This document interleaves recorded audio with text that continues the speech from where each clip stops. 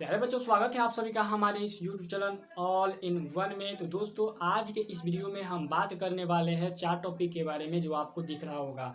क्या क्या दिख रहा है? तो यहाँ पे कूलम्ब का नियम है, दूसरा विद्युत क्षेत्र की तीव्रता है और तीसरा विद्युत विभव है। उसके बाद है आवेश किसे कहते हैं। ये 4 टॉपिक बहुत ही इंपॉर्टेंट है, बहुत ही महत्वपूर्ण है, आपको भी याद रहना चाहिए। चाहे आप जिस क्लास के छात्र हो या छात्रा हो, आपको याद रखना चाहिए ये 4 टॉपिक। अगर कोई पूछ दिया तो उसका जवाब कैसे देंगे, इसी के लिए ये 4 टॉपिक तुम पूरे अपने माइंड में रख लो। और ये माइंड में होगा कब? जब ये तुम वीडियो को पूरे देखोगे तब। तो अगर हमारे चैनल पर नया हो तो चैनल को सब्सक्राइब कर देना और वीडियो को लाइक जरूर करना और अपने दोस्तों के पास फटाफट शेयर कर देना। तो चलिए हम वीडियो को शुरू करते हैं। तो यहाँ पे चलिए वीडियो की ओर चलते चलिए।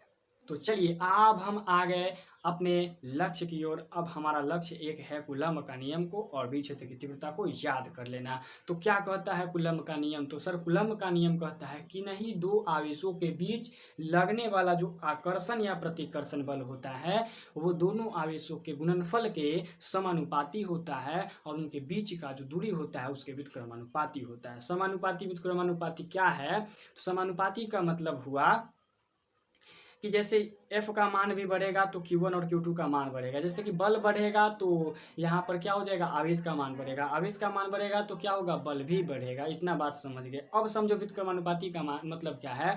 अगर उनका दूरी जो है, व्युत्क्रमानुपाती है ना बल में, तो उनका जो दूरी है वो अगर कम होगा तो बल बढ़ेगा, अगर बल बढ़ेगा तो दूरी कम होगा, दूरी बढ़ेगा तो बल कम होगा। हमारे कहने का मतलब है इसमें आपको छुपा है ऑब्जेक्टिव और सब्जेक्टिव दोनों। ऑब्जेक्टिव आपसे पूछ देगा यदि किसी दो आवेशों के बीच की दूरी बढ़ा दी जाए तो उसका जो बल होता है वो क्या होता है? तो सर, उसका बल तो कम ही होगा ना, तो कम होता है। तो इसीलिए ये बहुत इंपॉर्टेंट है कूलम्ब का नियम। क्या है कूलम्ब का नियम? तो किन्हीं दो, जैसे दो आवेश है तो इनके बीच जो आकर्षण हो रहा है ना, इनके बीच जो प्रतिकर्षण हो रहा है तो वो कितना फास्ट होगा, कितना उसमें बल लगेगा, यही तो नियम है कूलम्ब का नियम। वंडरवॉल क्या बोले थे वैज्ञानिक कि प्रत्येक वस्तु के बीच में आकर्षण होता है ना। तो यहाँ पर जो है कूलम्ब का नियम कहता है कि दो आवेशों के बीच में आकर्षण जब होगा तो कितना बल लगाएगा। जैसे ये मान लेते दो आवेश लगते हैं, ये कितना जोर से ये इसको अपने ओर अट्रैक्ट करेगा और ये कितना जोर से इसको प्रतिकर्षित करेगा, यही कूलम्ब का नियम है। तो कह रहा है कि दोनों को गुना कर दो तो वो इसका हो जाएगा क्या? समानुपाती हो जाएगा। यानी दोनों को गुना कर दो, समानुपाती हो गया, इनके बीच की दूरी का वर्ग कर दो, व्युत्क्रमानुपाती हो गया। बस तो यही तो है ना। दोनों को मिला करके देखो आ गया है, दोनों को मिला करके क्या आया है? तो F बराबर K into Q1 into Q2 upon R का स्क्वायर। यहाँ पे K क्या स्थिरांक है जिसका मान जो होता है 1/4 पाई एप्सिलॉन नॉट होता है। और अगर बात करें तो इसका और मान, अगर गणित की बात करें मैथ में, तो 9 × 10⁻9 होता है। इतना बात समझ गए। कूलम्ब का नियम बहुत आसान था। चलिए विद्युत क्षेत्र की तीव्रता समझिए। तो विद्युत क्षेत्र की तीव्रता क्या है? तो विद्युत क्षेत्र में, यहाँ विद्युत क्षेत्र की तीव्रता का अर्थ है विद्युत क्षेत्र, इसमें यहाँ पे जरूर आएगा।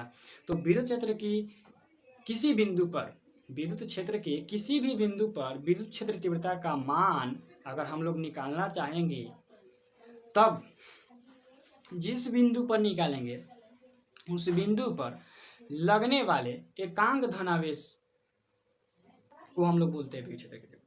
यानी विद्युत क्षेत्र के किसी भी बिंदु पर विद्युत क्षेत्र की तीव्रता का मान उस बिंदु पर रखे एकांक धनावेश पर लगने वाले बल के बराबर होता है।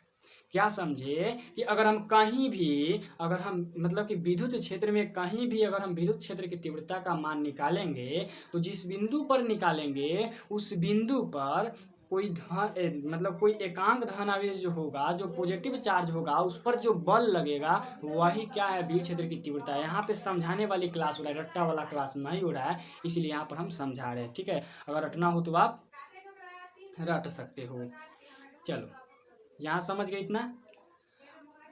क्या समझे कि सीधा सीधी आपको मोटे मोटे अक्षरों में बात करें हैं कि विद्युत क्षेत्र में आपको कहीं भी विद्युत क्षेत्र की तीव्रता का मान निकालना होगा तो जिस बिंदु पे निकालिएगा ना वहां पर एगो एकांक धनावेश होगा, उस एकांक धनावेश पर जो लगने वाला बल होगा वो विद्युत क्षेत्र की तीव्रता होगा। बात खत्म, इतना ही रहने देते हैं इसमें। किसमें? तो विद्युत क्षेत्र की तीव्रता में। अब हम आते हैं विद्युत विभव क्या है। तीसरा टॉपिक यही ना था, विद्युत विभव क्या है। तो चलिए देखिए विद्युत विभव क्या है। अब क्या कहता है कि विद्युत विभव का मान विद्युत क्षेत्र के किसी भी बिंदु पर आप लोग निकालिएगा, तो अब क्या करना होगा कि किसी भी परीक्षण आवेश को अनंत से उस बिंदु तक लाना होगा, और लाने में जो किया गया कार्य होगा उसे हम लोग कहते हैं विद्युत विभव। यानी कहने का हमारा मतलब है कि विद्युत क्षेत्र के किसी भी बिंदु पर आप लोग विद्युत विभव निकालिएगा, तो आपको क्या करना होगा, एक परीक्षण आवेश लेना होगा और उस परीक्षण आवेश को अनंत से, कहाँ से, अनंत से उस बिंदु तक लाना होगा जिस पर आपको विद्युत विभव निकालना होगा। तो जो आने में जो किया गया कार्य होगा ना, W, जिसे वर्क बोलते हैं, W से सूचित करते हैं, तो वो क्या होगा, वही विद्युत विभव होगा। इसका डेफिनेशन एग्जाम चुटकियों में समझो। क्या है इसका डेफिनेशन, कि किसी भी परीक्षण आवेश को अनंत से विद्युत क्षेत्र के किसी बिंदु पर लाने में किया गया जो कार्य होता है वो विद्युत क्षेत्र कहलाता है। देख लो, बहुत इजी है, इतना बात समझ गए। नहीं नहीं नहीं, विद्युत विभव कहलाता है, सॉरी मिस्टेक हो जाता है, विद्युत विभव कहलाता है। विद्युत क्षेत्र तो एकांक धनावेश पर लगने वाले बल को विद्युत क्षेत्र कहते हैं। फिर यहाँ पे आते हैं हम चौथा नंबर क्या था, आवेश किसे कहते हैं। समझो, आवेश बहुत ईजी है, किसे कहते हैं। तो आवेश किसी पदार्थ का वह मूलभूत कण है, आवेश किसी पदार्थ का वह मूलभूत गुण है जिसे हम पदार्थ से अलग नहीं कर सकते हैं। आवेश को आप जितना मन करो रूपांतर कर सकते हो, लेकिन उसको नष्ट नहीं कर सकते हो, लेकिन उसको क्या कहा जाता है, उसको पदार्थ से अलग नहीं कर सकते हो। और दुनिया में दो प्रकार का ही आवेश होता है, एक धन आवेश और एक ऋण आवेश। तो सबसे पहले यहाँ पर समझो कि आवेश, तो अगर हम किसी भी दो वस्तु को आपस में रगड़ते हैं ना, तो एक पर हो जाता है पॉजिटिव चार्ज, एक पर हो जाता है नेगेटिव चार्ज। यानी कहने का मतलब एक पर धनावेश हो जाता है एक, और एक क्या होता है, ऋण आवेश होता है। एक पर धनावेश चढ़ जाता है, एक पर ऋण आवेश चढ़ जाता है, यही तो आवेश है। तो इसका डिफिनीशन एक चुटकियों में समझो कि जब हम किसी वस्तुओं को आपस में रगड़ते हैं तो उसको अन्य वस्तुओं को क्या करने की, अपने ओर खींचने की एक क्षमता आ जाता है। उसी क्षमता को हम लोग कहते हैं क्या, आवेश। यानी आवेश किसी पदार्थ का वह मूलभूत कण है, आवेश किसी पदार्थ का वह मूलभूत गुण है जिसे पदार्थ से अलग नहीं किया जा सकता है। जब हम दो या दो से अधिक जब हम दो वस्तुओं को आपस में रगड़ते हैं तो उसमें अन्य वस्तुओं को आकर्षित करने की जो क्षमता आ जाती है, तब हम लोग कहते हैं कि ये आवेशित हो गई है। तो आज के लिए इतना ही काफ़ी रहने देते हैं। मैं उम्मीद करता हूँ कि आप सबको बहुत अच्छी तरह से समझ में आया होगा। अगर आपको समझ में नहीं आया हो तो कमेंट में सीधा लिख दो कि हमको समझ में नहीं आया, ठीक है ना। तो वीडियो को जो लोग भाई हमको मतलब कि पूरे अंत तक देखे हैं, वो उनके लिए हमारी तरफ से बहुत बहुत धन्यवाद। और इस तरह के और टॉपिक के लिए हमारे चैनल को लाइक कर लो और वीडियो को सब्सक्राइब कर लो। मिलेंगे अगले वीडियो में। जय हिंद, जय भारत।